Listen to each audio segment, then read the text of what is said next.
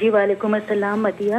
مجھے اپنے بیٹے کے بارے میں پوچھنا ہے. میرا بیٹا ماشاءاللہ 27 سال کا ہے اور حافظ قرآن ہے, لیکن وہ مجھے گالیاں تک دیتا ہے. اس کا بس نہ چلے وہ مجھے مارے. کچھ سال پہلے کہ ایک لڑکی کا معاملہ ہو گیا تھا, میں نے لڑکی کی اس سے شادی سے منع کر دیا تھا. اس کے دل میں میرے لیے اتنی نفرت بدگمانیاں بھر گئی ہیں کہ میں آپ کو بتا نہیں سکتی. ابھی تھوڑے دن پہلے میرے شوہر کی بھی اچانک ڈیتھ ہوئی ہے. وہ سب سے بڑا ہے. اچھا وہ مجھ سے تو ہے ہی بدگمان, بہن بھائی ننیحال ددیال سب کو اس نے چھوڑ دیا ہے. بس وہ اکیلا رہتا ہے. اس کے ہر کام میں رکاوٹیں, پریشانیاں, ناکامیاں ہیں. وہ مجھ سے بات تک نہیں کرتا. مہینوں گزر جاتے ہیں, مجھے سلام نہیں کرتا, مجھ سے بات نہیں کرتا, اور ہر دن گھر میں ایک ہنگامہ برپا کرتا ہے. چھوٹے بہن بھائیوں سے لڑنا جھگڑنا, مجھے گالیاں دینا, مجھے مارنے کے لیے دوڑنا. مجھے نہیں سمجھ میں آتا یہ میری آزمائش ہے یا سزا ہے. مجھے یاد نہیں پڑتا میں نے اپنے ماں باپ کے ساتھ کبھی اف تک کی ہو. تو مجھے بہت دکھ ہوتا ہے, مجھے بہت تکلیف ہوتی ہے کہ یہ میرے ساتھ ایسا کیوں کرتا ہے. کہنے کو حافظ قرآن ہے اور بہت اچھا بچہ تھا چند سال پہلے, جب تک وہ لڑکی سے نہیں ملا تھا بہت اچھا تھا. لیکن اب پتہ نہیں اس کے دل میں میرے لیے اتنی نفرت, اتنی بدگمانیاں بھر گئی ہیں کہ مجھے سمجھ نہیں آتا میں کیا کروں. جتنا پڑھتی ہوں نا کچھ اثر نہیں ہو رہا اس کے اوپر, کچھ اثر نہیں ہو رہا. اور بس یہ کہ کسی برے فعل میں نہیں ہے, لیکن نافرمان اولاد ہو گئی ہے. سب نے ناپسندیدہ شخصیت ہو گئی. سب کہتے ہیں اس سے نہیں کوئی بات کرے, اس سے کوئی نہ ملے.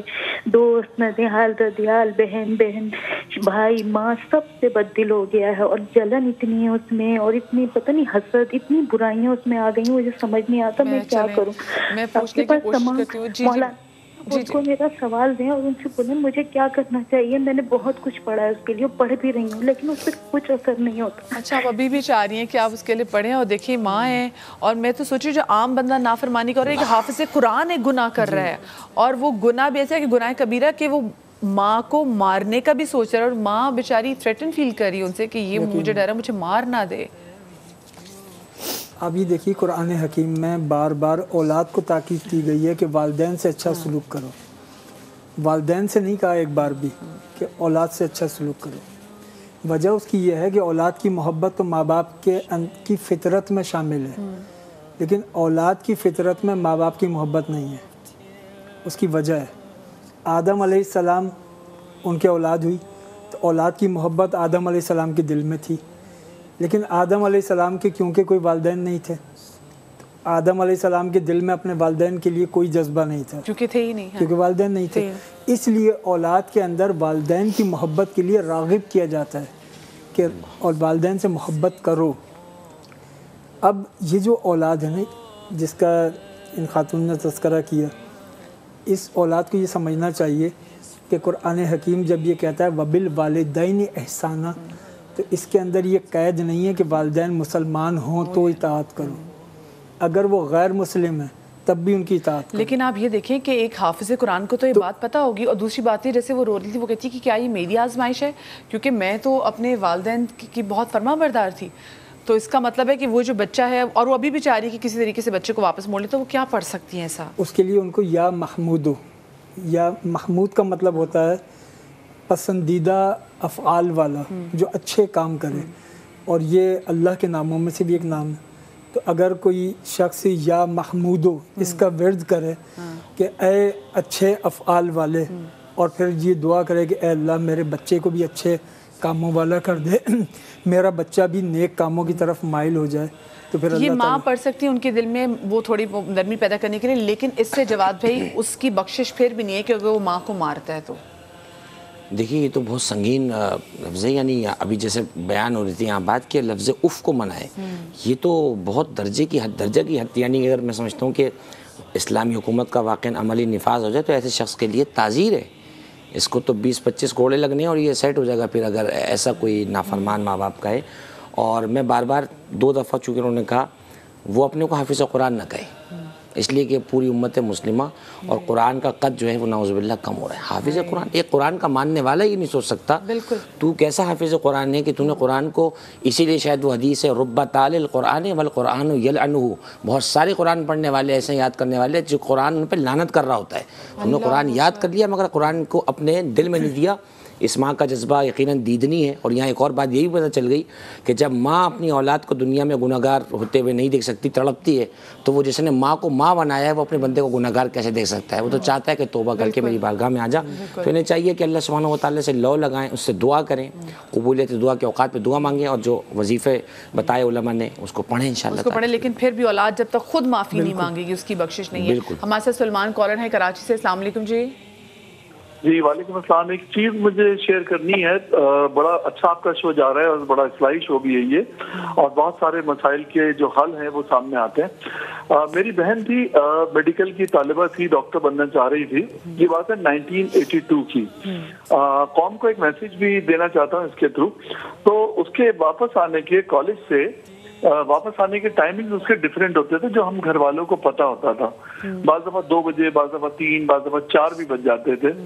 تو جو ہمارے نیبرز میں خواتین ہوتی تھیں وہ خواتین تاک لگا کے بیٹھی رہتی تھی کہ وہ کتنے بجے آتی ہے, کتنے بجے نہیں آتی. جب میں بہت چھوٹا تھا, ہماری سب سے بڑی بہن تھی, ہم لوگ 4 بھائی, اور پھر سب سے بڑی تھی, پھر ایک چھوٹی ہے. تو کہنے کا مقصد یہ ہے کہ وہ اس سے اتنا ڈسہارٹ ہوئی کہ لوگ اس سے باتیں کرتی تھی خواتین آپس میں کہ پتہ نہیں کہاں سے آتی ہے, کہاں جاتی ہے, اس کا تو کوئی ٹائم نہیں ہے, پڑھائی کے نام پہ والدین بھیج رہے ہیں. تو اس کے بعد وہ اتنی ڈسہارٹ ہوئی, اس نے کہا کہ میں یہ رویہ برداشت نہیں کر سکتی. اس نے تعلیم اور پڑھائی چھوڑ دی. وہ ڈاکٹر نہیں بن سکی, بعد میں شادی ہوئی, وہ انڈیا چلی گئی. کہنے کا مقصد یہ ہے کہ یہ تم تہمت لگاتے ہیں کسی کے اوپر اور اس سے اس کو اس حد تک ڈسہارٹ کر دیتے ہیں کہ وہ اپنے راستے سے ہی ہٹ جاتا ہے. ایسے لوگوں کے لیے ہمارے دین میں, آخرت میں اور دنیا میں کیا سزا ہے اور ان کو اس کا احساس کس طرح سے دلایا جائے.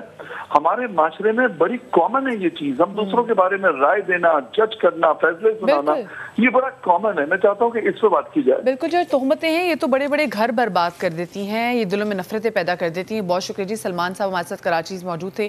یہ تہمت اور بہتان کہتے ہیں کہ اگر زنا کے 100 کوڑے ہیں تو 80 کوڑے تو بہتان کے ہیں. تو یہیں سے ذرا ہم اپنی گفتگو کا آغاز بھی کرتے ہیں. ہم نے دیکھا ہے فرحان آپا, یہ لوگ جیلسی میں اکثر آ کے کسی کے بارے میں بھی کوئی بات کر دیتے ہیں, پھر وہ آگے جتنے منہ اتنی باتیں, پہ ایک کان میں بات کی, پھر دوسرے کان نے انٹرپریٹ کسی اور طرح سے کیا, پھر نکلی بات, پھر دوسرے کان نے اور طرح سے لیا, اور یہ تہمتوں کا سلسلہ جو ہے یہ کافی بڑا ہو جاتا ہے. دیکھیں, عام طور پہ تو یہ کہا جاتا ہے کہ جو بے وقوف لوگ ہوتے ہیں وہ باتیں کرتے ہیں, اور جو سمجھدار لوگ ہوتے ہیں, ذہین لوگ ہوتے ہیں, وہ کام کرتے ہیں. تو ان کے گھر والوں کو ان کی حوصلہ افزائی کرنی چاہیے تھی اور کہنا چاہیے تھا وہ سب بے وقوف ہیں, ان کو بات کرنے دو اور آپ اپنا کام کرو. اور ان کو ڈاکٹر بننا چاہیے تھا, ان کو جو ہے نا یہ حوصلہ دکھانا چاہیے تھا. لیکن اگر آپ دین کی بات کریں تو ہم سب کو ہی پتہ ہے کہ رسول پاک صلی اللہ علیہ وآلہ وسلم نے ہمیں بتایا کہ کس طرح جو لوگ غیبت کرتے ہیں یا جو تہمتیں لگاتے ہیں, تو شب معراج رسول پاک صلی اللہ علیہ وآلہ وسلم نے ایسے لوگوں کو دیکھا کہ ان کے ناخن جو تھے وہ پیتل کے تھے اور وہ اپنے ہی منہ نوچ رہے تھے ان ناخنوں سے. جب پوچھا گیا تو بتایا گیا کہ یہ وہ لوگ ہیں جو غیبتیں کرتے ہیں, بہتان لگاتے ہیں اور اس طرح کی باتیں کرتے ہیں. اس کے علاوہ ایک اور سزا ہے اس کے لیے جو قیامت کے دن ان لوگوں کو دی جائے گی جو غیبت کرتے ہیں, دوسروں پہ بہتان لگاتے ہیں. خاص طور سے بہتان لگانے والوں کے حوالے سے رسول پاک نے فرمایا کہ آگ کے پنجرے میں بند کر دیا جائے گا ایسے شخص کو, اور اللہ رب العزت فرمائیں گے کہ ثابت کر کے جو تو نے بہتان لگایا ہے وہ سچ ہے, اور اگر تو نہیں سچ اس کو ثابت کر پائے گا تو تو اس پنجرے کے اندر ہی رہے گا. تو یہ اتنی بڑی سزا ہے کہ اگر ہم اس کو سوچیں کہ ہمیں کس طرح سے کسی کے اوپر بات کرنے سے پہلے کیا ہم یہ ثابت کر سکتے ہیں, اور آپ ثابت نہیں بھی کر سکتے تو آپ کا کیا لینا دینا کسی سے, آپ اپنے کام سے کام رکھیں. پھر ابھی جیسے آپ نے کہا کہ آپ چاہے 100 سال تک سجدے میں پڑے رہیں, آپ کی عبادات کتنی بھی ہوں, لیکن صرف ایک دل دکھانے پر بھی معافی نہیں ہے, نہ کہ بہتان لگا دیا جائے کہ آپ کسی کی زندگی برباد کر دیں. تو ان چیزوں کی واقعی کوئی معافی نہیں ہے. اور اگر ہم اپنے رب کی رضا کے لیے صبح سے شام تک باتیں کرتے ہیں کہ ہم یہ کام کر رہے ہیں کہ رب کو راضی کر لیں, ہم یہ کام کر رہے ہیں کہ ہم اپنے رسول کو راضی کر لیں, تو سب سے پہلے ہمیں اپنے آپ کو جو ہے نا صاف کرنا ہوگا, اپنے دل اور دماغ کو, اور اپنا جسے کہتے ہیں نا تقویٰ کی طرف آنا ہوگا. جب تک ہم اپنے آپ کو صاف نہیں کریں گے ہم معاشرے میں ایک اچھے انسان کے طور پر آگے نہیں بڑھ سکتے. بالکل, جو بہتان کے والے سے تو امام متقیان کا قول بھی ہے, اور اس کا مفہوم یہ ہے کہ جب تم لوگوں کے بارے میں جو بہتان لگاتے ہو, ان پر جو الزام لگاتے ہو جو ان میں نہیں ہوتے, تو اللہ پاک تب تک تمہارے جسم سے تمہاری روح نہیں نکالتا جب تک تمہارے اندر وہ تمام تر چیزیں نہ آ جائیں. سو وہی بات نا, ہم کہتے ہیں کہ what goes around comes around, تو یہ ہمارے علماء کرام تو پہلے کہے گئے ہیں.